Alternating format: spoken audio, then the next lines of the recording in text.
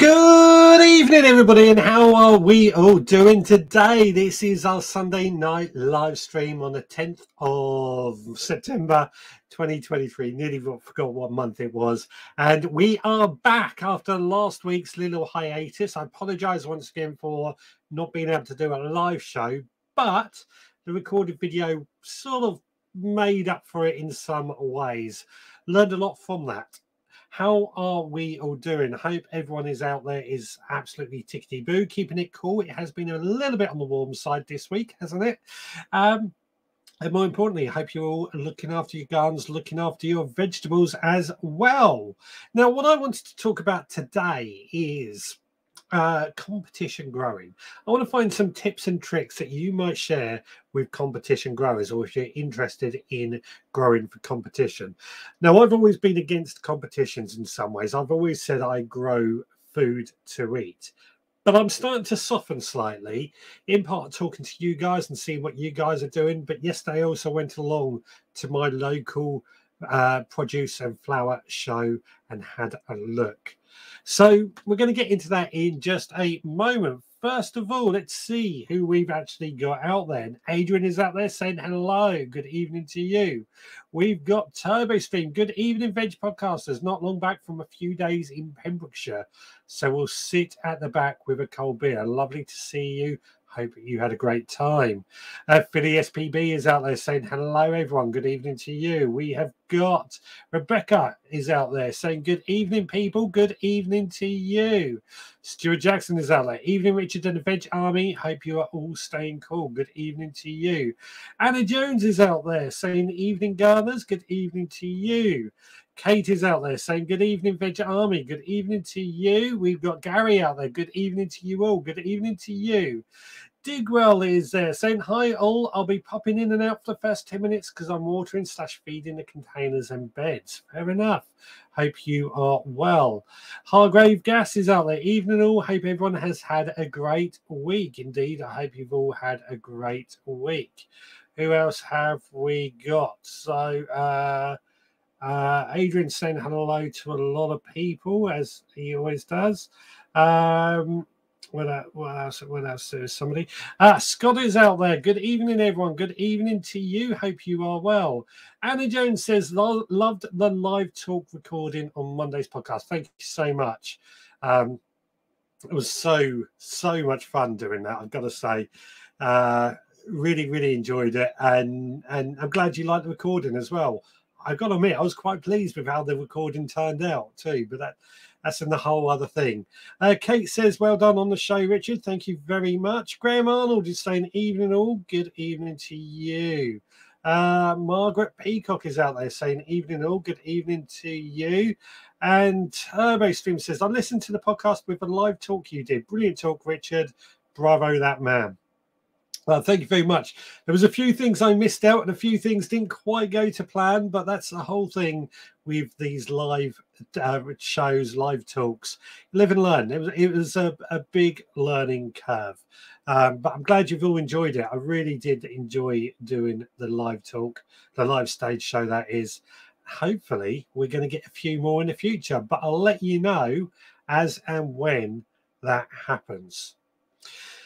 Stuart Jackson says, as I've done a few gardens and one show, the only thing I would say is grow twice as many plants as you think you will need.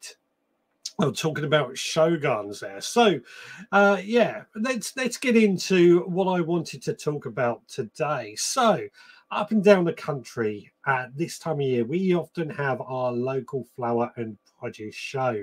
The largest pumpkins, the straightest runner beans, various little competitions like that going on. And as I said at the beginning, I usually avoid those just purely because I've always felt that them to be a little wasteful. I've said I grow for food, but I'm starting to soften my stance on that, which is quite a shock, to be honest with you, but my stance is softening, and I am thinking that next year I'm going to participate in our local flower and produce show. Now, I do know some of you do partake in sunflower and produce shows as well. There was a picture in the group yesterday from Kate, who took part in her local one and did quite well out of it. So I think the first thing that I want to know from you guys is, do you take part in any of these competition growing? And if so, say I, and if you don't, say no, I don't. I think let's just get that figured out. But also, if you are interested in doing it in the future, is it something that would interest you in the future? Now, Digwell says you can still eat the show veg, which is, yeah, you know, I guess that is very, very true. My thought on it has always been, so let's take the biggest pumpkin, for example. You know, you grow the biggest pumpkin, and if it hasn't been, you grow the biggest pumpkin, I've always found that to be less flavorful, and I prefer to grow flavor in my food. I always feel these competitions should also have the best tasting, but yes, you can still eat the veg. My point is that when you're growing it to be the biggest pumpkin, you lose some of the flavor, but that's my opinion. So let's see what anybody else says. Richard Golden has joined, first time in 8 weeks. Hello all, I've been on Puppy Watch. Oh, I know how it feels being on Puppy Watch, buddy. What puppy have you got? Yeah, I'm a big softie for puppies and dogs, as no doubt you know by now. Nice to see you anyway. I was wondering where you had been. Hope you are well. Digwell says I, he takes part. Kate Spratt says I, she takes part. And right, I, she takes part. Fantastic. Kate says the show yesterday, auctions of veg off at the end of the show. Ours did that as well, actually. And some of the photos and things as well. Turbo Stream says, I'm not aware of a veg and flower show in my area of Birmingham. There probably is. I mean, I remember as a child, our local village, Pulborough, where I grew up, would have one. But I would actually go to West Chiltern, the neighbouring village, because that's where a lot of my family was. But I think, I mean, we only, for 8 years we've been living in Littlehampton. It's the first time we've gone to our local flower and produce show. And I've got to say, we actually had quite a good day. So you probably are some. You've just got to go and find them out in the local community. Scott says, I have done a local one, but don't see why they don't have a taste category just done on the look of vegetables. That is my thoughts on it as well. I would like to have the most flavorful carrot or the most tastiest potato or something. I mean, it's very difficult to do, I guess, and there's risks involved. But for me, vegetable growing is about the taste, not so much if it eats the longest or looks best. But I guess it's fun, isn't it? Stuart says no for me. He doesn't take part in any and probably won't take part in any. Fair enough. Hargrove Gas, I entered some radishes in a show when I was about 11 years old, but nothing since then. And yes, the radishes massively wilted by the afternoon, much to my friends' entertainment. Absolutely. Yeah, that's some of the things we were thinking of as well. Chili Phil, evening all from the Chili's. Lovely to see you, Chili guys. Hope you are well. And says, sometimes it's good to grow for food and for fun. And this is the sort of thing that is softening to me, actually, as Anne says. Growing for fun. There's something in it that people are obviously doing it, and they're still eating the produce as well. I guess I've just got to get stuck in to find more about that. Richard says we had 7 cockapoos. It was a madhouse. Wow. 7 cockapoos. Yeah, I can imagine, but yeah, I can imagine how hard that was. Excuse me. Digwell says the biggest and longest classes are few and far between in the schedules. They only make up a few % of the classes, not real classes, in my honest opinion. Yeah, I mean, this has always been what annoys me. The biggest pumpkin, I mean, don't get me wrong, I think it's amazing people can grow these huge pumpkins that weigh more than most people.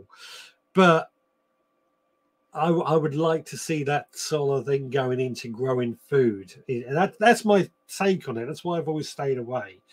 But yeah, what else have we got? Turbo Stream says, I saw plenty of ploughing competition signs in Pembrokeshire Low. Ploughing. And Bethan's Kitchen and Gardeners joined. Evening all. Good evening to you. Lovely to see you last week. Hope you are way. Digwell says taste is too subjective. Looks so objective and based on defined criteria. You may have the sweetest tomatoes in the world, but if the judge like acidy tomatoes, and you were stuffed. That's a good point. That is a good point. That's possibly why they don't do it. But wouldn't it still be good to have something like that? I mean, they do cheese tasting competitions, the best tasting cheese. So again, that's quite subjective. Yeah, I see what you're saying, but I also think there's ways around it. Turbo Stream says, I sent over a few photos for the Veg Podcast show. Did you see them? WeTransfer were going to delete them if not downloaded. I haven't seen them. Sorry. I haven't even had the email that I'm aware of. But if you can send them again, I will share them next week. I have not seen them at all. I don't even recall seeing the email at all. Sorry. Stuart says, I would do it if it was for fun, but I'm not competitive really, so it's got to be fun. Yeah. Again, I entered Roxy in a dog show a few weeks ago. It was meant to be fun, but there were so many people that took it seriously. It really ruined the fun out of it. So, yeah, it has got to be fun. It has got to be a fun thing, you know. Digwell says, plus if a judge tastes your veg, then you can't eat it yourself. LOL. You are right, but at the same time, I feel this is more. So let's look at the tastiest carrot as an example. If somebody has a certain variety that keeps consistently winning an award as being the tastiest carrot, more people are going to grow that carrot and try and improve and get better flavor out of the carrots, because it's winning these awards. That's my sort of stance on it. And at the end of the day, we grow food to eat, don't we? We grow food to eat. So anyway, I've got a rough idea how many of you take part in competitions now. So what I want to know next is, where do we start? If we want to grow for next year's competition, which is probably about a year away, where do we start? I mean, I guess I would be thinking in my head, what I would start thinking is looking at this year's show, yesterday's show, and work out the categories that I want to enter for next year, work out what did well and why they did well, which you will hear in the podcast tomorrow. And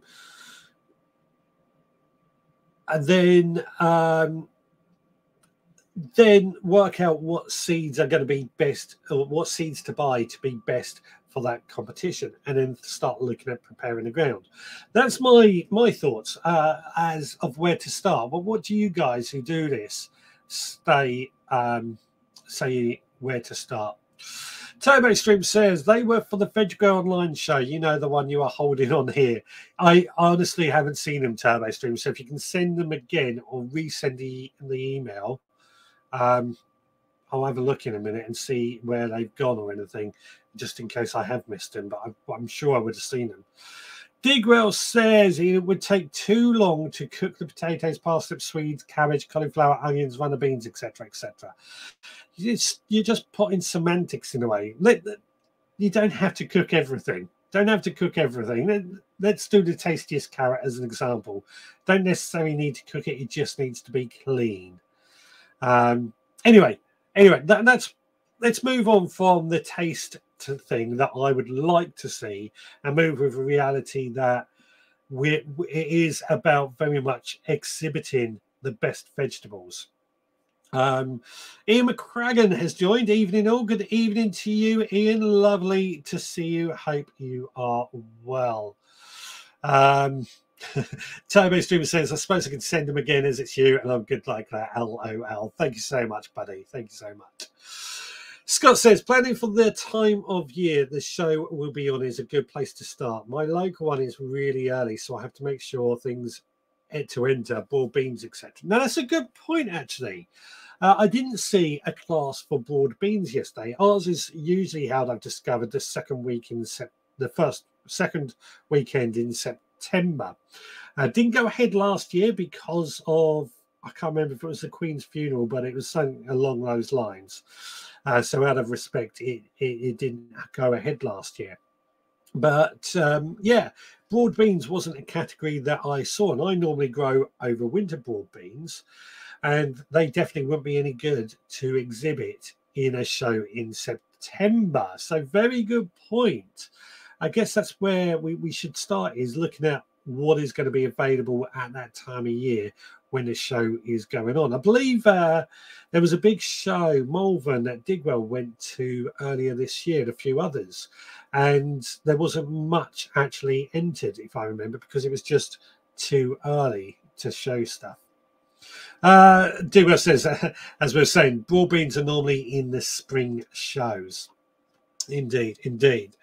So yeah, I guess what we want to know is, let's say we're going to do well, then let me share with you what I noticed yesterday and what my thoughts on it, on what was doing well. What I saw is they had to be displayed correctly and hit the brief exactly. So if it, for example, 5 cherry tomatoes on a white plate, it had to be 5 cherry tomatoes on a white plate. And what I saw, the ones that won or score highest were the ones that all the tomatoes were of a similar size, nice round shape as you would expect a tomato pit to be, uniform color all the way round, uniform size across all 5, so they weren't going from big to smallest, they were pretty much all the same size.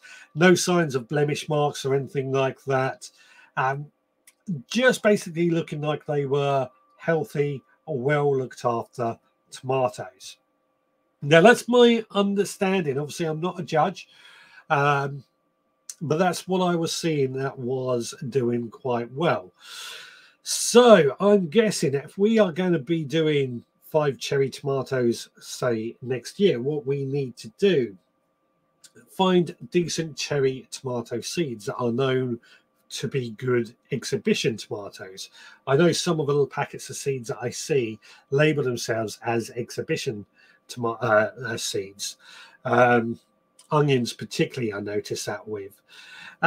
Grow lows, probably won't sow those till March. Probably grow them in a excuse me, probably grow them in a greenhouse, to be honest with you, because of the fact that blight is such a big problem, and we've had to remove our outdoor tomato plants now because of blight.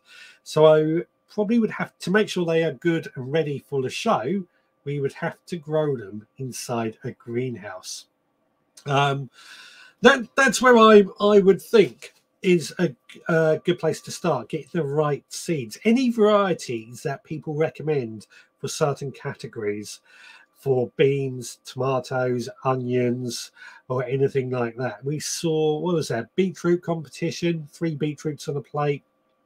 There was the largest pumpkin. The largest one won at £75. It was pretty big, I'll be fair, but I did think it was a bit too early for pumpkins, so probably could have grown a little bit more. Just making sure I keep hydrated at the same time, guys. It's a little bit warm in case you haven't noticed. So yeah, let me know what exhibition seeds you would use or what varieties. And then I guess we've got to think about the actual growing conditions. So I guess in prepping the bed, we want to make sure that they have plenty of feed in the bed, plenty of compost, plenty of manure, to make sure we can get all those plants growing nice and healthy. But any tips or tricks, if you have done it, what you would do? Scholars came in there with one. Growing parsnips and carrots in big buckets of sands with drilled holes filled with fine compost for super uniform carrots and parsnips. Yeah, there was carrot competitions, actually. People growing carrots, and they wanted them to be all uniform as well. Oh, that's got me thinking about what we could do next year. So I like this. I like this a lot. Yeah, go into a bit more on how we would go about that would be great. So Digwell says, shows follow one of 2 set of rules, NVS or RH, National Veg Society, or RHS, Royal Horticultural Society. Each class has its defined set of conditions, as you mentioned, for tomatoes, white plate, size, freshness, not polished, and so on. Interesting. Yeah, very interesting. So two different sets of rules, and you've got to find out which your local community follows for these sort of things. National Veg or RHS. Tanya Dobbs has joined. Evening, guys. Sorry I'm late. I'm not used to watching live. Lovely to, excuse me, sorry. Lovely to see you. Hope you are well. We're talking about exhibiting our veg at our local flower and produce show. Is this something that you do or would do? And we want to get a few tips and what have you on how we can challenge it. I know getting people to share their tips and secrets to growing competition food or competition veg, sorry, is going to be a bit difficult because everyone has their own little secrets. But you know what? We're not going to be in competition with each other. It's highly unlikely we're going to be in competition with each other. So feel free to share your tips and tricks. Now, I know I remember watching a news article years and years ago about the leek growing and how competitive that actually gets, to the point that people were sabotaging other people's gardens to try and destroy the leeks to have a better chance. So we know sabotaging is highly competitive, and this is where I think, as Stuart said earlier, we need to make sure it's for fun if we do get involved. What have we got here? Digwell says, so if you don't follow the rules for that class, you will get an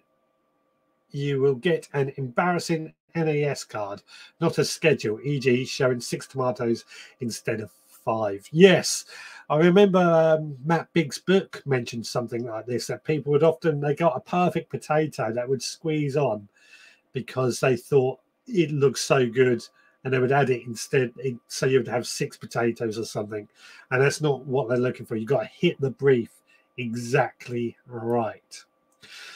Turbo Stream says, it's not my thing, to be honest, but well done to anyone giving it a go. Probably nice to get a gold medal, though. They were handing out trophies and things at the end of it as well, so it kind of makes me want to get in there. I've got to admit, when I was there yesterday, there wasn't many exhibits. It was a little quiet, I felt, with many of the exhibits only having one person entering, and they were still getting second place, believe it or not, because they just weren't hitting that brief quite right. But yeah, I think had I entered this year, we could have came away with quite a few things. Margaret says, just to let you know, as you were talking about shows, Sam won Best Ploughman at Oxted Show yesterday at last. He beat the man who wins every year. Well done, Sam. Fantastic stuff. Excellent indeed. Tanya says, the reason I'm here, off chest infection, can't do a damn thing. You take care, buddy. Very sorry to hear about the chest infection, of course, but make sure you look after yourself.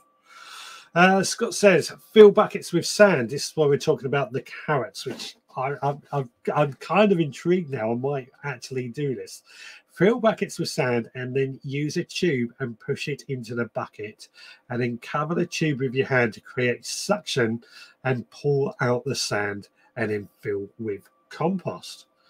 Okay, fill with compost and sow your seeds straight into that, I guess. Turbo Stream says, I'm not competitive, so I'm with Stuart Jackson. Yeah, I mean, I think it's not so much about being competitive, it's more about having fun. It is what I want to get involved. Excuse me. I've got a taste for competition fun next year. I'm bringing my A game. Yeah. I mean, the one thing I noticed with our show yesterday, and we came away feeling like this, is that for the 8 years we've lived in Littlehampton, we've never really got involved in the local community like that. I mean, it's a small town, but there's a lot going on. But this yesterday, it was a real sort of sense of community. There was a lot of local community groups and clubs that had all come together for the show. Local businesses supported it. So I did think it was going to be a good thing in sense of community. And this was what I noticed as a child at our local fairs as well. It was more about the sense of community and bringing the community together, which I think is so important. Something we seem to have lost. What else have we got? Scott says, yes, one seed per whole tube of for the carrots. I'm going to give that a try next year. I think I like the idea of getting these carrots just right. I mean, I've got to admit, in the veggie pod, the carrot grows really well. Digwell says, you hit the nail on the head. It's all fun. When it gets to being about the trophies, then it's time to give up. Yeah, yeah. I think I think that's what we got to remember. It's about having fun and taking part, and just seeing up in your game. I mean, I remember. There was a TV program going back a few years ago called the Allotment Challenge, and I always felt that was very much about trying to be a fun show, but it was a competition at the same time. And I remember watching the judging and things like that going on in the tent afterwards. And the judging, I always felt, was very, very strict, which took the fun out of it. So, yeah, we've got to try and make it fun, about the fun. Stuart says, our local show is 50p per variety to enter, and winners got £2.50 for first prize. So our show is just for fun, not hard cash. So our show is just... So what? Oh, are you saying it is actually for hard cash, not for fun? Yeah. I don't think there was any cash prizes for ours. I think it does cost to enter, but that's because they need to try and cover enough money for the show to go ahead, which I don't mind. But yeah, first prize £2.50 does kind of take the fun out as well. Anne says, when we introduced a show on our allotment, growers felt it helped them improve their gardening skills. That's kind of what I'm thinking as well would happen based on the allotment challenge, because I remember the judge would say is that you would look at the vegetables and it could tell you how well that particular plant grew. So yeah, I think there's definitely something in that it does help improve the gardening skills. Gary says, I like the idea of showing veg, not proving I am the best, but for showing I am doing a good job. On the rare occasion I grow something noteworthy, it's nice to share with others who care. Yeah, I do agree. I do completely agree with that. And I think that is what we've got to remember. Digwell says, try 3 seeds, Scott. So 3 carrot seeds per pot, and then remove the 2 weakest. I think, isn't that a little trick that many of the professional growers would share or do? So let's find out. Interesting. Digwell says, village shows are less strict and the judges are told to award points even if veg are not worthy. Advice cards are usually left to suggest how to improve next time. Yes, yes. I think that's a good point. They try and get those advice cards and see what they say as a bit of a tip. And I think that's something we can all learn from. Scott says, agree, it has to be fun. I found it's good for meeting other growers, and some have been growing for a long time, especially some of the older growers, so a lot of good advice. Excuse me. Yeah, so I think we're focusing a bit on the fact that it needs to be fun, and I do think it should be fun. But the benefits of it, and is coming out, it also pulled the allotment holders together. Friendships were made with plot holders you may not otherwise meet, and then that's something I quite like, is a sense of community, sense of people coming together and getting involved in something joint. So I think that's the main reason I want to get involved, in all honesty, into this competition growing. I mean, I'm not talking that we're going to go up to the big shows. I forget, Malvern is probably one of the big shows. There's quite a big one, and I forget the name of it off the top of my head. I don't think I'm going to get involved in those sort of shows personally. I don't know if anybody else out there does. I just want to do the local ones and see how we get on. Turbo Stream says my table would be full of advice cards. Absolutely. But that I think that's a good thing. I think that is a good thing. Digwell says, yes, the show's a good social gathering with loads of useful info flying around. Yeah, exactly right. Exactly right. It is about the social side and advice and info. Harrogate, that was the one I was thinking of. I just couldn't remember it off the top of my head. Harrogate. Kate says, I like seeing what other veg people can grow well in this area, same soil type, etc., and what grows really well for me, so I get the same seeds again. And there was cake and tea. What's not to love? There was no cake and tea at our event. It was just a very hot day yesterday. Very hot day, but we made the most of it. And Tanya actually agrees with Kate, so excellent. On that note, we were talking about seeing what other veg growers do. So let's take a quick look at your photos. I haven't done this. I didn't do this last week. Oh, did I? No, I don't think I did do it last week. So let's have a look and see what you've done. A little bit scarce on the photos at the moment, end of holidays and what have you. So hopefully more people are going to do this. Bethan's comedy carrot moment. Looks absolutely fantastic, I've got to say. Looks like 3 carrots coming out of one. And somebody said in the comments, it looks like somebody trying to swim. And I can see that looking at it now. Next, we have Kate's Strawberry Vodka. This was one of the things that Kate entered yesterday, and it won first prize. This was something I saw at our show as well. Flavoured or fruit wines and things has entered too, which great idea too. Strawberry vodka. I don't drink, but I bet that tastes absolutely lovely. Scott's multicolored sweet corn he's showing off quite proudly. It looks fantastic, doesn't it? It's not what you expect when it comes to sweet corn. I did wonder if this was a type of popping corn, but nonetheless, looks brilliant. Next, we have Hargrave Gas. He saw this guy at a show last week and doing a talk on stage.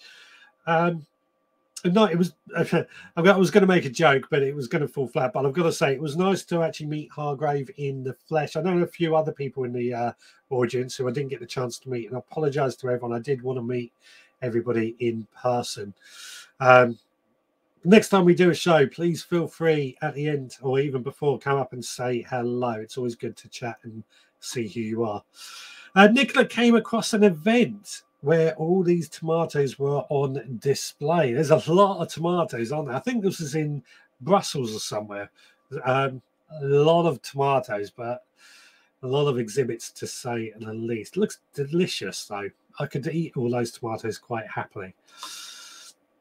Now, the Chili Kate and Chili Phil, they shared this photo of their end of the month allotment plot shot. I've got to say, they have done really, really well, and their allotment has really come together. A lot of hard work. I know Kate does most of the work, and Phil shouldn't take all the credit, but I still think they've both done really well to get their allotment like this in such a short time as well. So really, really well done. It's great to see. Now, Stuart, as we know, he always wants to save some money for next year. He found these cucumber seeds for a very reliable price. I've never heard of this particular variety, so it'll be interesting to see just how well that has turned out next year. And I've got to say, we've had a really good year for cucumbers this year, so absolutely fantastic. Now, Philly SPB saw him earlier. He actually sent over this photo, which is his next year's seed list. Written out on a computer. This was something we were talking about a couple of weeks ago, but I looked into it, and there's a good selection of seeds. One particular was a type of lettuce called Roxy that I'm looking at getting myself to try and grow too. So please do keep sharing those photos, guys. You can post them in our Facebook group. You can send to me via social media, or you can email me, richard@theveggrowerpodcast.co.uk. Very easy to remember that email address, richard at theveggrowerpodcast.co.uk. So great photos, everyone. Please do keep sending them in. There, right. Back to the comments. Anne says, I also see local shows as a celebration of horticulture. It's good to be proud of our vegetables. I agree. It is good to be proud of our vegetables. And what I'm thinking as we're continuing this conversation, when I came up with this subject, I was trying to get ideas, tips and tricks from you guys and how we can grow the best vegetables to enter next year. But then I realized as we're talking about this today, that kind of defeats the point of it being fun. We want it to be a fun event. So yeah, just my take on this as we were going along. Digger says the Malvern and Harrogate types are the sort of show where the veg is grown solely for showing, where whole polytunnels full of leeks for one class. Absolutely, yeah. It's also where the big money is, because those big pumpkins, you know, can sell the seeds for those for a few £100 to seed companies to try and get those genetics continuing on. Turbo Stream says, do we know the history of a local veg and flower show? I.e., are they a modern thing or do they go way back? Good question, actually. I suspect they do go way back. I mean, I remember doing them going to them in the 80s, which is way back to me. But I'm pretty sure even in during World War II, I think the local village fate and flower produce show, you know, was a big thing that got the community together. So I suspect it does go back possibly to Victorian times, but I don't honestly know. Good point, though. Kate says it was lovely to see kids entering the veg and getting interested in their other entries, nurturing the gardeners of the future. Well, that was a very good point, actually, because in our show yesterday, my brother and I stayed around for the awards ceremony at the end, and the person who won the vegetable cup was a young lad about 8 years of age. Huge cup he took. It was bigger than his head.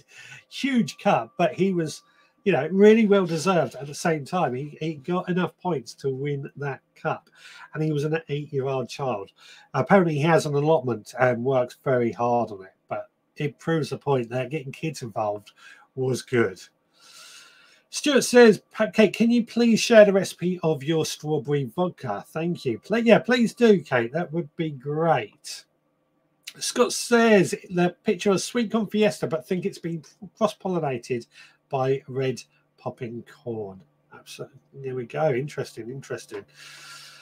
Digger says, my local club has been doing the show since the 1950s, a way to persuade homeowners to grow their own veg.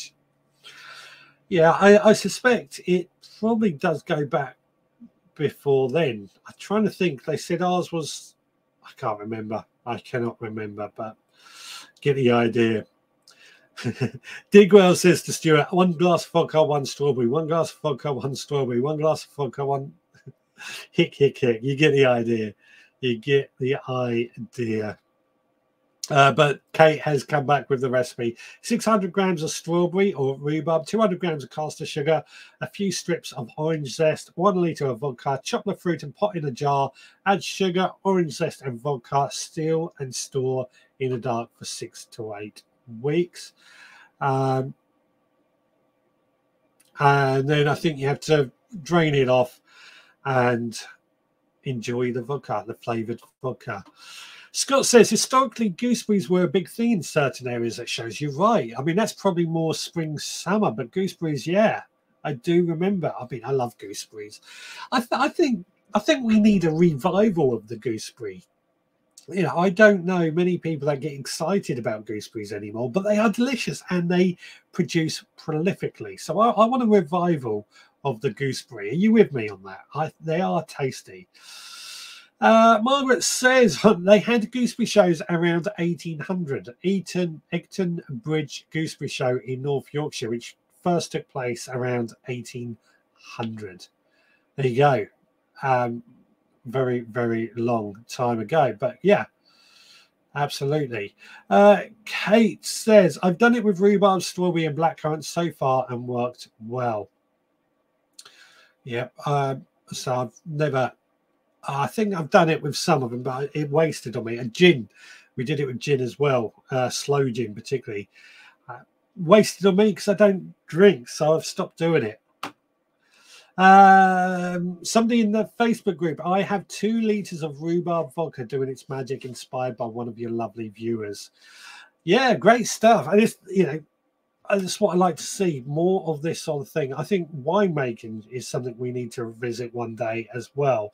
I made parsnip wine once, and it turned out quite well. I don't drink, so I wasn't a good judge. I don't like the taste of alcohol. But the parsnip wine apparently was very, very strong.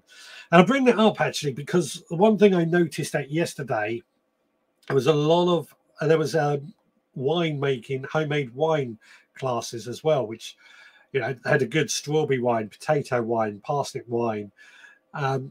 Looked really good, really nice to see too, and something I really like the idea of too. Gary says, I made fig jam today. Expect fig for, excuse me, I expect fig vodka. Fig vodka. Try saying that after you've had a few. Would be delicious. Yeah, that sounds interesting. I've got figs out the front I need to harvest actually. Fig jam. Yeah, I like the idea of that. I'd like to get more figs and find things to do with our figs as well. Digwell says, I used to do slow gin. No idea why it was called slow gin as it goes quickly. Yeah. I mean, apparently my slow gin, when I gave it away, people loved it. But a lot of work for something I couldn't appreciate. Turbo Extreme says, it's the kind of thing I assume to be held between the war years and post-World War II up to perhaps the 80s. Yeah, I'm guessing it possibly dates back to Victorian times, but definitely World War II. I think the local village show was a big thing, possibly pre-World War II. I don't know. I'm not going to go looking it up at the moment, but I think there's something in it. It was Andrew Norris with the 2 liters of vodka and rhubarb on Facebook. Thank you so much, Andrew, for that. Well, guys, just want to say, if you are enjoying this, please do give us a like. Please do give us a thumbs up. Please do give us a follow. Please do give us a subscribe. And don't forget to click the notifications so that you know when we are going live. Shall we go into one of the videos? So I've had to make up some of the videos this week based on my own gut. So I'm going to go with the mission that I set myself. Right, guys, this week I set myself a challenge. Up to you guys to think of a challenge for next week and let me know in the comments.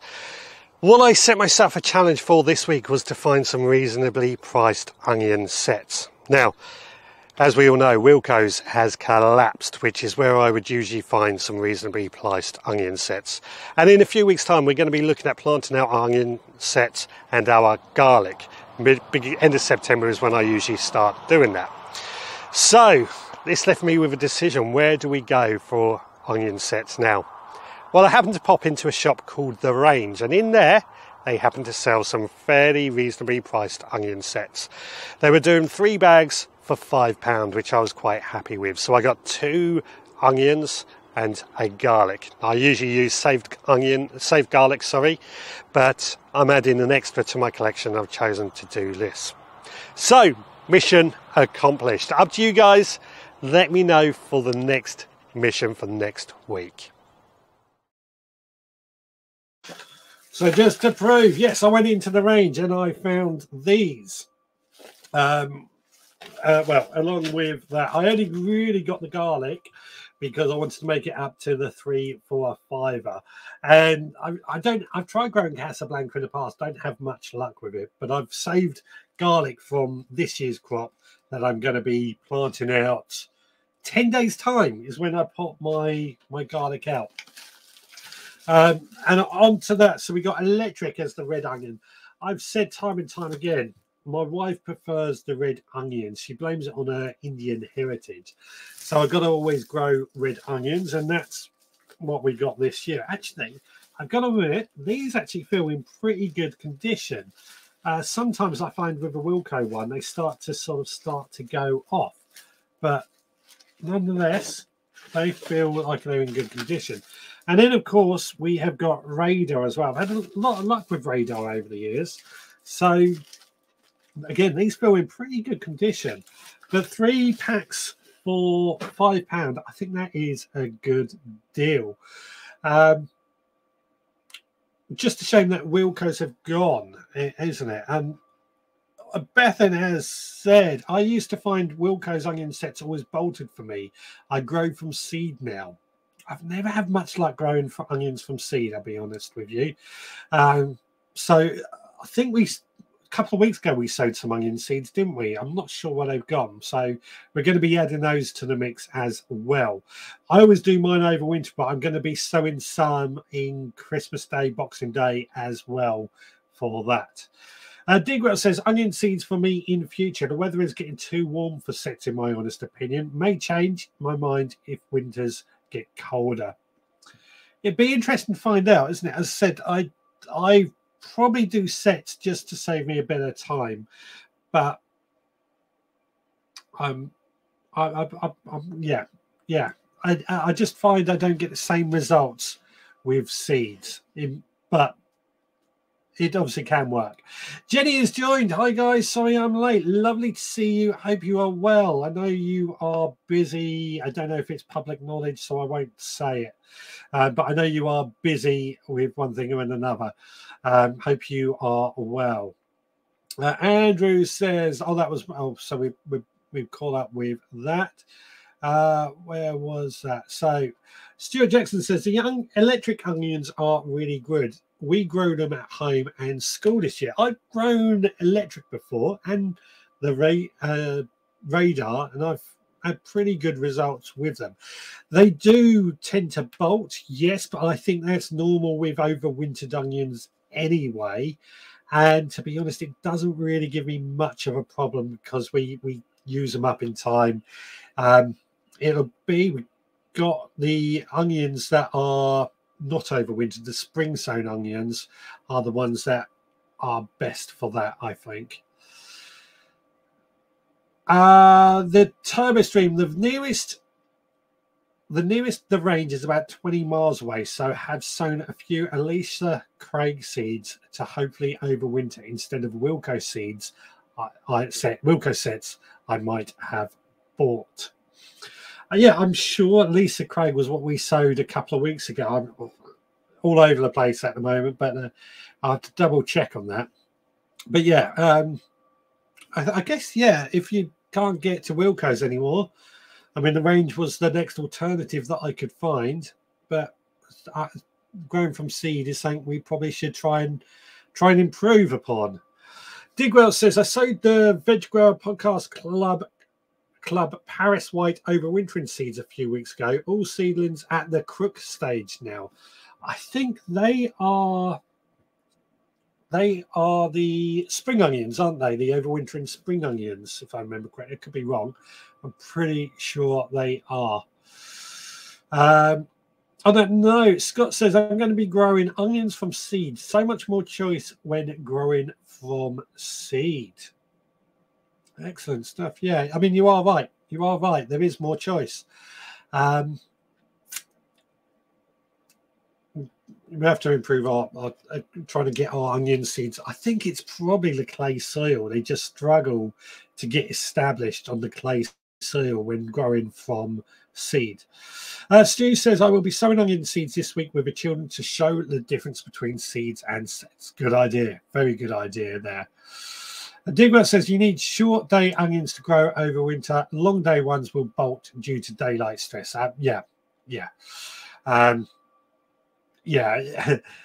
exactly right there. And onions are going to bolt, especially over wintered ones. Just is what it is. Jenny says we are all okay. We are hoping to move house very soon, all up in the air. Unfortunately, I'm having to cut my garden down to the ground, so losing all my vegetable plants early. So sad, but new adventure ahead. And hopefully that means you're going to get a new garden, grow more stuff in, and make the most of it.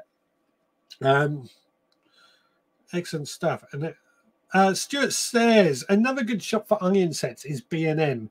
Now we have lost Wilko's. Yeah, I'll be honest. When I've been in B&M, I've not had great results with their garden stuff, shall we say. I find them to be a bit on the cheap side. But that being said, I think now they're getting a little bit more established.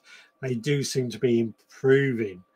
And onion sets, I mean, onion sets are onion sets. You can't really go far wrong. Paris white is a bulbing onion, ideal for pickling. Oh, yes. No, I do remember now. I do remember now. Yeah, I do remember. Yeah.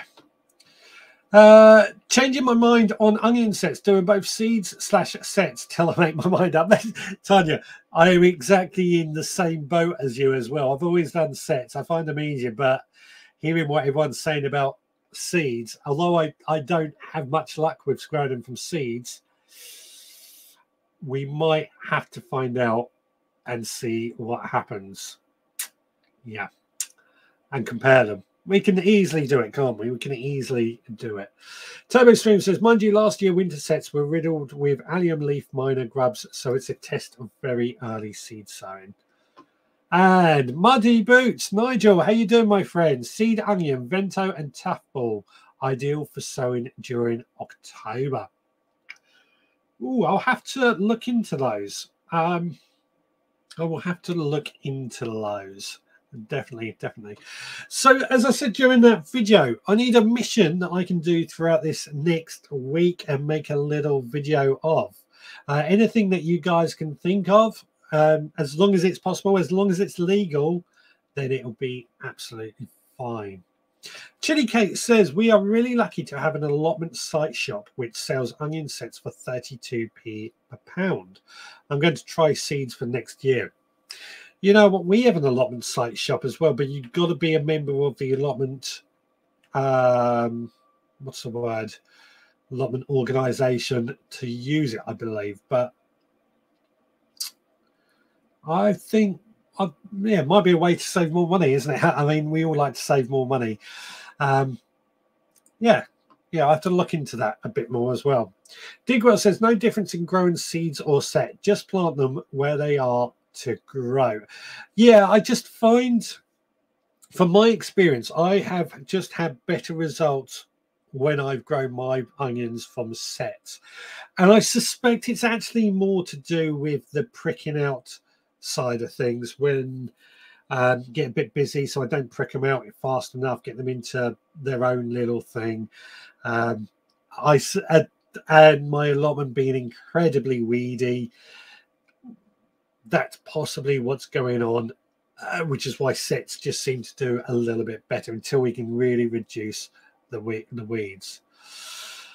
Chili Cat says £5 a year membership pays for itself. That's to be the allotment site shop. Yeah, you're probably right. I think ours is £5 a year as well. I really have to look into it and see if we can join. Stuart says, if you have clay soil, try using paper pots for your onion seeds. Good idea. Good idea. Turbo Stream says, not the next week's task is to assist me getting my tent back in the bag. Bit difficult to do that. A bit difficult to do that from here. I could coach you. But it could do with a challenge for next week. Nigel says, I grew about 180 onions from seed this season and didn't have any bulk. You are really, as I said, we did sow some onion seeds a couple of weeks ago. I'm just not sure what I've done with them, but I think I'm going to have to try and get some, go through my massive collection of seeds and look at what we can sow out there. And I'll probably do the same for the spring sets as well. Solos on Christmas Day, isn't it? Or Boxing Day. That's half an onion a day. I have to say the amount of onions that we personally use. So we go through several onions a week, especially when you're making chutneys and things like that. So a lot of onions are a good thing. I mean, when I make the chutneys, I prefer the big onions because they're just easier to cut and deal with in one go, and get a lot of the stuff taken out. But the big onions for that are great for chutneys, which we're making around this time of year. We made a pear chutney the other day, which was really, really nice. Has to be said. What Graham was saying, only doing onions from seed, did Globo this year and had a great crop. Yeah. I mean, everyone's saying they've much better results from seed, so I'm obviously doing something wrong. We'll look into that. How many sets is in your bags, Richard? So there's 250 grams. I reckon there's, I don't know, probably, what camera? Let's have a look at that. So that's the one. I'll bring it down here. There's probably, I don't know, 75, let's say 2 gram per set. I don't know. I mean, I try now. I used to only grow overwintered onions, but now I try to grow spring onions at the same time, just because they're less likely to bolt, etc., and better choice. I like to use the overwintered onions from sort of January onwards. They're still not quite fully developed, but I can start to use them a little bit earlier, just to get them through, and then as they grow bigger and bigger, of course, we harvest them later on. But I reckon there's probably 75 in there, so that's probably 150 each in total. We do use a lot of onions, as I say. Tanya says, I did paper pots for the first time. Make sure only one sheet of paper and equals trapped, or only one sheet of paper, or it trapped the onions. Interesting. Nigel says, I generally find the larger onions are molder taste, but do not store as well as the smaller ones. I agree with that, Nigel. I do completely agree with that, which is why I like to use the larger ones in our chutneys. I mean, if I'm making a big vat of my apple chutney, for example, that comes out about 4 litres of chutney. So a larger onion is just so much easier to use in that case. Dick Wells says, if you want really strong tasting onions, try sprinkling a bit of sulphur around the growing bulbs. Okay, good tip. I normally use, I'm trying to think what fertilizer. I use a garlic fertilizer on my onions and a bit of blood, fish and bone. Actually, that's a good point. What feeds or fertilizers do you use on your onions, as we've gone down this avenue of talking about onions? What feeds and fertilizers do you use on your onions? It seems like a good opportunity to jump in that. Of course, we use compost, we use manure if we can get hold of it, that is. But what feeds and fertilizers do you use? Bethan says, my neighbour gave me red onion sets this year and planted them in 5 litre and 10 litre pots, and they did well. So I may experiment with sets in pots next year. Onions from seed did well in pots too, though. Yeah, I mean, I'm trying to move away from pots, except out the front of the house. But it'd be interesting to see just how well that works out. Actually, Bethan, how has your straw bale garden worked out for you as well? Just a quick question. Digwell says, Gary, it tends to be around 40-50 sheet sets per 250 gram bag. It sounds about right, yeah. Hard to judge, isn't it? Gary says, where can you buy sulphur from? Your local garden centre might sell it, if I remember correctly. If not, Amazon will probably sell it. Sulphur chips, it's normally called. if they still sell it. Not one of those that's been banned that I'm not aware of. That happens from time to time, doesn't it? I'm not aware something has been banned. Now, as you know, I was away for 4 days last week. I was helping Lee Connolly, aka Skinny Jean Gardner, and his theatre tour for 3 days. Bethan came along to one of those, funny enough, in Colchester. And then obviously Sunday I was at Gardeners World Autumn Fair. But one thing I noticed is that when I came back after just 4 days off from the garden, from the allotment, is how messy everything gets in such a short time. I don't know if it's because I'm on top of things a lot more now that it doesn't get as messy. But just 4 days away, it felt like I had to really crack on and get everything really, really tidy again. Gary says, I once heard something about wood ash, so I've always used that for alliums. No real idea if that's the right thing to do. So wood ash is a good source of potash or potassium, so I would use it. I use it particularly around tomatoes or fruiting plants. Alliums, maybe if you're growing alliums for flowers, but I don't know about for onions. Nigel says, I manure the onion beds over winter and then top dress with super phosphate as a few weeks before planting out. There we go. Super phosphate. Jenny says, my straw bales worked well. I had 3 tomatoes and 1 squash per bale. Excellent. And Bethan says, really well. I've been recording it in my shorts playlist, but I will be harvesting the squashes soon. I will do straw bale gardening again. Oh yeah, better luck than I did. Yeah. Again, the straw bale garden, it just didn't seem to get anywhere. The carrots are doing okay in it now, weirdly, once they just took a while to get going. Regards to sulfur, any garden centre is where you can get it from, Gary. Now, I do have one more video. It is this week's sew along. And again, I had to come up with something myself. So what have I come up with? Right, guys, for this week's sew along, I've got this empty bed here down on the allotment. Now, this did grow some beans in it, but we're not going to be using this again till next year, where this bed is going to be for potatoes. So what I'm going to do in the meantime is actually sow some green manure, and I'm sowing a seed called Phacelia, which is one of my favourite green manures, I have to say. It's really, really good at smothering out weeds. It grows quick and does a great job. It's also a legume, so it does add plenty of nutrients to the soil at the same time. And when it flowers, the bees love the flowers as well. So lots of great reasons as to why we want to grow Phacelia.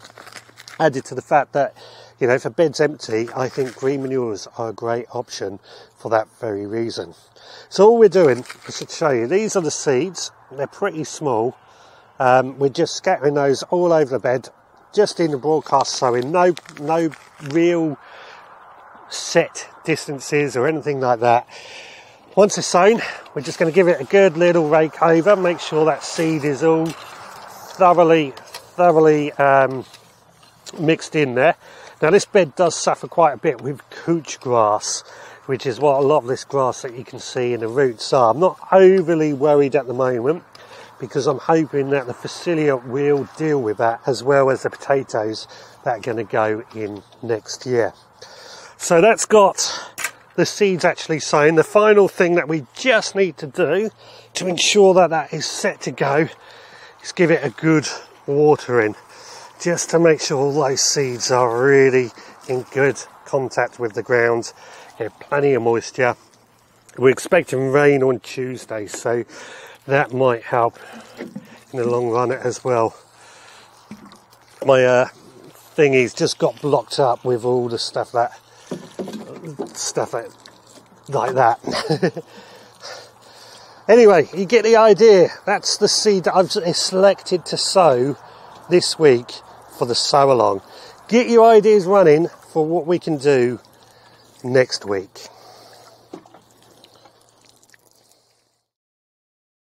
Indeed, as well as a mission for next week, I need a seed to sow and a subject for next week as well. Back to the comments quickly. Gary says, I Googled sulfur and could only find sulfuric acid, but sulfur chips gives a lot of results. Yeah, there you go. I knew there was going to be some ideas in there. I think garden centres are a good place as well because they probably can help you a bit more. Strawberry garden is all about priming the bales before use. Yeah, I spent a month or more than a month priming the bales with fertilizer and water.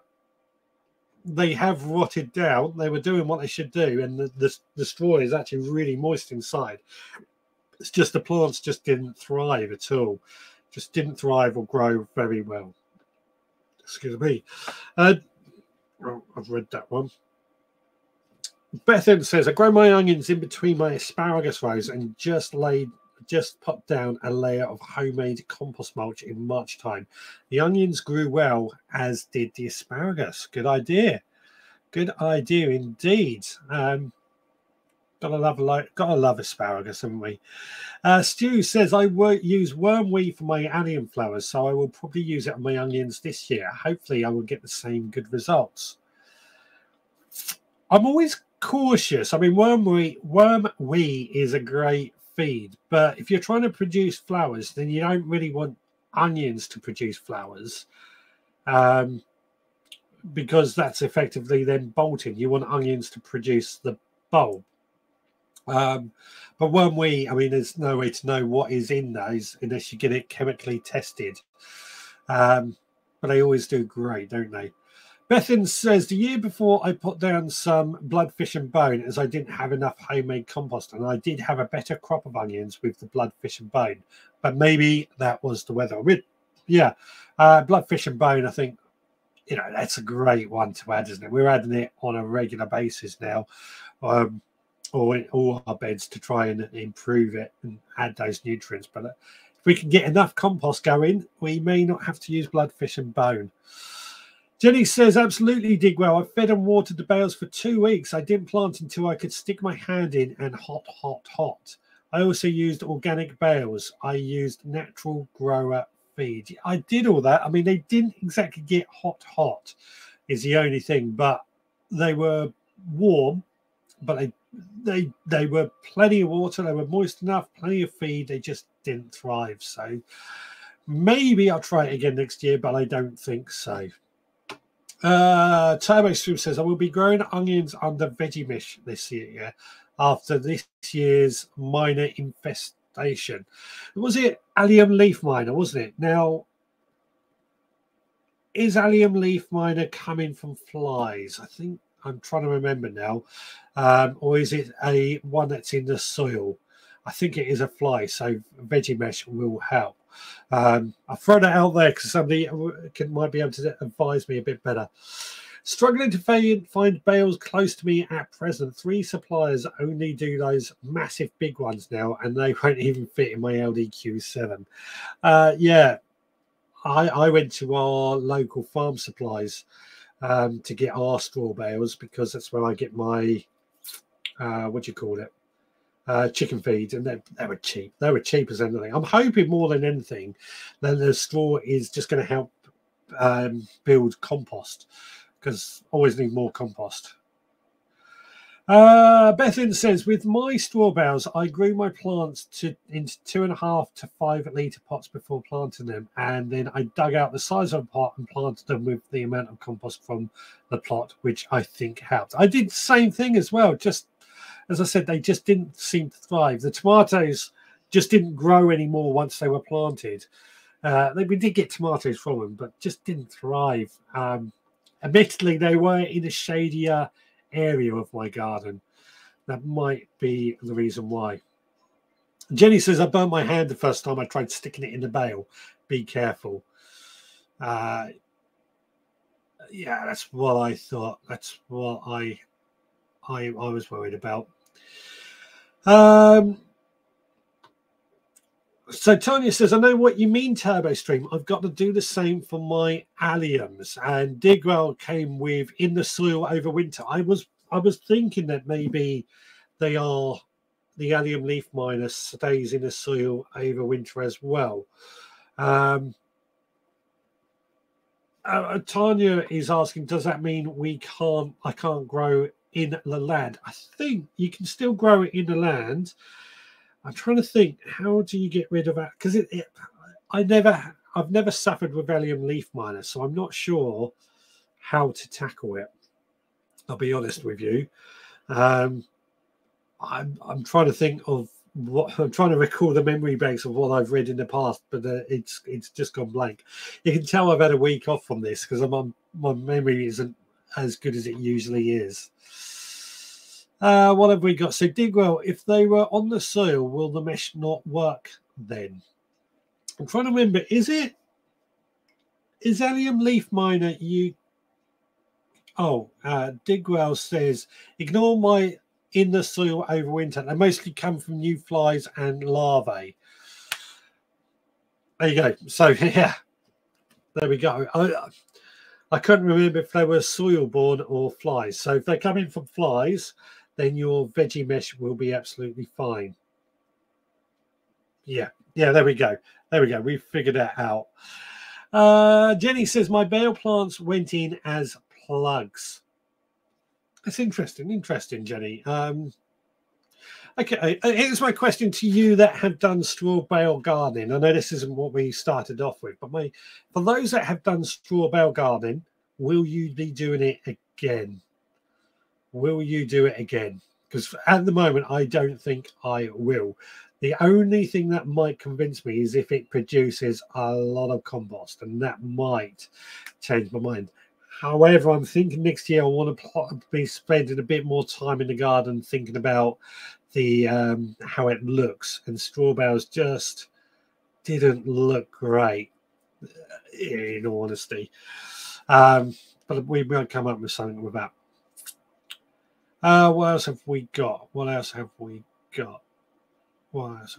So Tanya says, worth a go with the mesh. Absolutely, it is worth a go with the mesh. Turbo Stream, I do remember Digwell saying that grow alliums with brassicas, which I have done this year, companion planting. That's something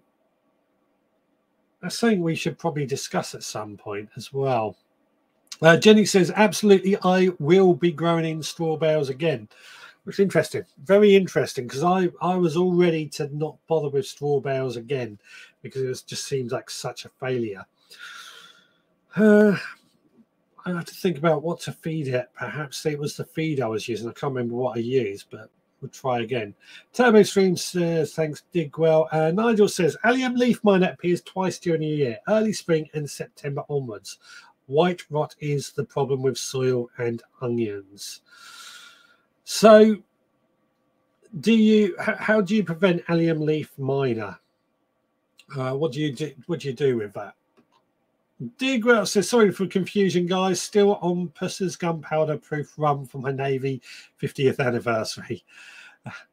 So you're doing better than me because I couldn't think because I've never had to deal with allium leaf miner. I couldn't think for a second if it was one that was soil borne or flies in. Bethan says, I would do straw bale garden again if I still have the available space. My garden is always evolving. Our garden's always evolving. I'm always trying to change. I can never find a way. And does anybody else do this? They look at their garden and think, if I change this and this, that'll look better, and then change something else. And it just never stays the same. Jenny says, I had nasturtium spread around the bales with sunflowers to make it look pretty. Interesting. Guys, talking to you guys sometimes gives me more ideas than what I know what to do with, or questions what I'm doing in some ways, and think about trying things again. Perhaps we do need to try straw bale gardening again. I'll think about it. I will think about it. Stuart says, I challenge you to make paper pots, then sow your onion seeds this week. There we go. That is a challenge set that I can actually do. The challenge is to challenge paper pots. Seeds. I'm sure we did seeds. I'm sure we did onion seeds last week, actually, looking at the list. Yeah. Yeah, we did onion seeds last week, but we'll do that again, onion, because we won't count that next week. Nigel says, I use ultrafine insect mesh to cover onions and carrots. Again, I very rarely get a problem with carrot root fly, so always interesting to find out what everyone does. Bethan says, I put a cold frame in front of my bales and the bales were against my picket fence, so they aren't very noticeable. That's a good idea. That is a very good idea. I said I put my straw bales to make like a W shape in the middle of my lawn, and it just looked annoying. When I looked out the kitchen, I could see it there. Not buying a newspaper, waste of trees. Good point. Good point. But I think we've got some of the free newspapers that get delivered through our house. So I'll have to find a newspaper. That's part of the challenge, isn't it? We'll have to find the newspaper to make some paper pots. Nigel says, allium leaf miner was first identified in the West Midlands and we've had it ever since. I don't think, I've never had it here, so I don't know if it does come this far south. Oh, Richard, you're going to regret saying that. The carrot root fly god is watching. I'm very lucky here. I've got to say, I mean, carrot root fly. We have had trouble with carrot root fly in the past, but very, very rarely. Very rarely. I was harvesting carrots this morning, and yeah, all perfectly good. I mean, I get very, very few problems with pests anyway. To be frank with you. Which is always one I wish, in some ways, I wish I had more troubles with pests, and I can't believe I'm saying that, but just so I can learn something from them. Scott says, never heard of straw bale gardening, but need to give it a go now. That's why we try and encourage everyone. This is what we would like to explore. What else have we got? My seeds, Turbo Stream says, my seeds landed just before I went away, so perhaps sow one of those, but haven't seen what's in the envelope yet. We've got daikon radish, we've got a green manure, we've got, I can't remember the rest. There's lots going on in there. Nigel says, I noticed mine. Oh, Digwell says to Nigel, I noticed mine had a Brummie accent. Thanks, Nigel. Winter project to make net hoop tunnels. Indeed, a lot of projects that I'm planning over the winter as well. So these are the sort of things that we want to do with the challenges as well. Little projects like this that we can build in a week. Nigel, sorry, TurboStream says, Digwell, Nigel is not from Birmingham. There we go. There we go. Remember what we were saying about it being fun with the competitions earlier? Well, guys, we have got about 10 minutes to go. I've just realized I forgot to share the Zap In link again. If anybody does want to zap in, I really must find the phone. I don't know where it's gone, but I really must find the phone so you can call it in once again and try and get that going once more. What was I looking for? What was I going to say? We need a subject for next week because I don't know what we're going to do at the moment. I mean, I can always come up with the subjects. What things have we got? How we can use Grow Your Own to lose weight, smoothie recipes, design a Shogun, your favorite tool, garden design, why do we grow our own food, must-have tools, perennial. We done perennial veg, didn't we? Yes, I think we did. Sowing dates, that was a good one. Potting on and secateurs stripped down. Amanda, where are we? Oh, that's because I'm in the wrong one. There we go. Amanda is there saying maybe we could talk about our winter projects. That was what I was trying to do last week. So you've heard all my winter projects, but I know not everybody joined in on that one, but that's something we could look at. Scott says winter projects for a subject, or has that been done? Would love to hear talking about winter projects, what others are doing for inspiration. Something we could certainly think about. Yeah. And Turbo Stu says, why do we grow our own food. Winter projects. Winter projects. As I said, I did try and do that last week, but it just didn't quite work in the same way. Or that's got 2 votes. Grow own food, 1 vote. So yeah, let us know which ones you think. I will remind you next week about the link to Zappin if I remember. LOL. Yeah, I've got to find the phone. I've really got to find the phone and things like that. I need a producer. I've talked to Amanda about this. We need a producer. Happy to go with winter projects, says Turbo Stream. I'll talk about anything, says Digwell. And Scott says, why do we grow our own food would be a good one. I think, yeah. And yeah, Turbo Stream has also said I have a few jobs on the winter list. So I think we will go with winter projects because it didn't quite work last week.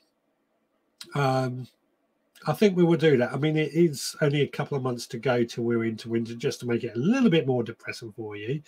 But I think we'll do that. I think we will come back to grow your own, why we grow our own food, possibly a week after, if you guys remember and want to do that exact.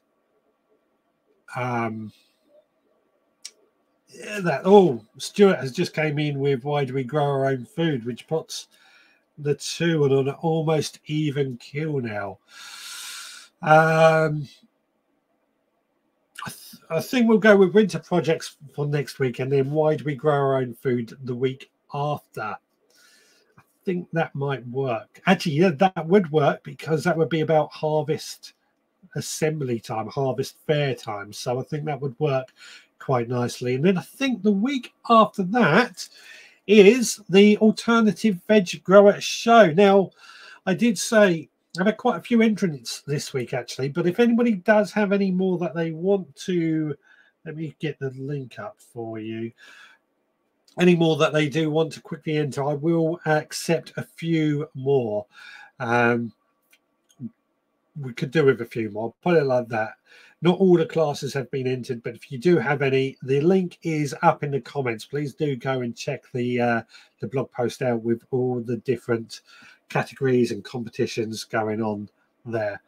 I think that's in the 4th of October, if I remember correctly, when we're doing that. I've got to say, a lot of fun, isn't it? A lot of fun we've been having with this Alternative Veg Grower Show. And if it is a success, we're going to look at doing it again next year with the potential for a few prizes if we are lucky enough to be able to get hold of some. All relies on this year being a success. Which I think it will be. I think it will be. For those who don't know what we're talking about with this Alternative Veg Grower Show, back in I think it was February, March, we decided we were going to do a bit of a fun show, have an Alternative Veg Grower Show. And there's the Muddiest Boots category. There's a Battered Up Wheelbarrow category and things like that. The Ugliest Vegetable category. And it's just relying on, please do send a photo in of that. It's just for fun this year. And Digwell says, I might win with my efforts at growing at a straw bale. You know, this is the type of thing that we want to find out or have a bit of fun with, just when things go wrong and we can make a bit of a laugh and a joke out of it. But check out the categories on the link that has gone up in the comments, and that should hopefully give you a better idea of what we're talking about. As I said, I think the closing date was the 4th of September, but I will double check everything. But at the moment, I'm happy. If anybody has any more, then please do get them in. Yeah, I think that just about covers it. Right, guys, we have got 5 minutes to go before the end of this live show. So if anybody does have any final thoughts, any final tips and tricks on what we might do for if we want to do competition growing, then now is the time to share them. And here's my thoughts based on what I've seen and gathered, is that the key to doing well at these local village and produce shows is actually to grow your plants well, and growing your plants well leads to good vegetables, and good vegetables leads to good prizes. I think that's the key thing. That's the key thing that I take away. Grow. Anna Jones has said, "Grow Your Own Compost won the trial. It looked the best from the outset." Oh, talking about the video, yes. Talking about the video I put up with the potato compost. Yes, thank you for mentioning that. Actually, that was something I wanted to discuss actually and see if you've watched it and what you thought. I thought their own compost was the best, and definitely if you work out how much you spend on compost, the Dalefoot compost, which was the most expensive, I was really disappointed with. Now, I was trying to do that as a fair test as possible. Dalefoot, 10 quid a bag, I think it was.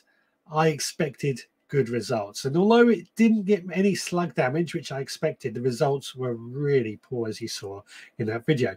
But their own compost came out on best. We're probably going to do something like that next year with a different, with the different types of vegetable, different probably tomatoes or something next year. But yeah, I agree. I agree with you, Anna, on that.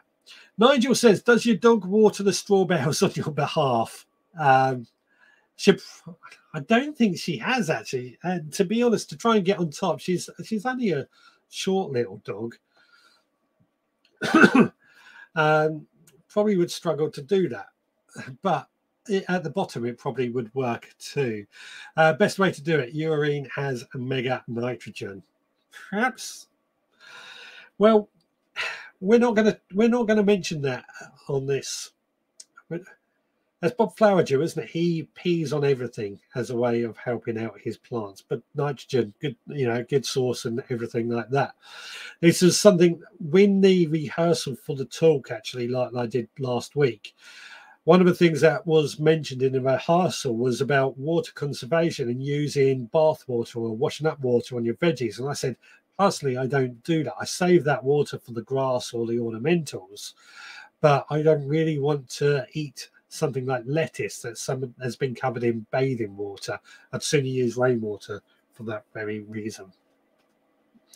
And it's the same with urine, isn't it? We don't really want to eat vegetable that has been covered in urine. Excuse me. Digwell says, "I'm stocking up on peat compost in case the latest rumours are untrue." What's the latest rumours? What's the latest rumours? I've not heard anything about this. I mean, for me, I think the best thing to do, I'll be honest now, the best compost is our own homemade compost. If we can produce enough of it, I think it is the best to use. Well, we are in the final few seconds, so I'm going to start thinking about wrapping up. I'm hoping we are going to hear what these rumours are from Digwell if there is enough time before I close up.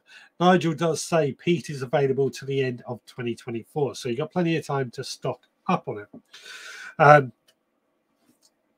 Or is this the rumour here? Yeah, you gladly soak the plants with bacteria-infested compost tea. Good point. Good point. Good point. Good point. I think it is just the thought of it. You make a good point. Compost tea, yeah. I think it is just the initial thought, but I still stand by the bath water or the kitchen washing up sink water as not being appetizable when you talk about it. Turbo Stream says, "Have a great week, everyone." So I'm just trying to drag this out for few more seconds before we get out of here, but we will be back again next week where we're going to be talking about winter projects. We're going to be sowing the onion seeds in the paper pot as set by Stuart Jackson. Should be a lot of fun. Right, guys, I am going to call this a night now. Have I? Yeah, I've set myself up, so I'm going excuse me, going to get out of here. We will be back again next Sunday at 6 p.m. get back into the swing of things after last week, and I could reteach myself how to do these live shows. Well, guys, you take care. I'll see you again next time.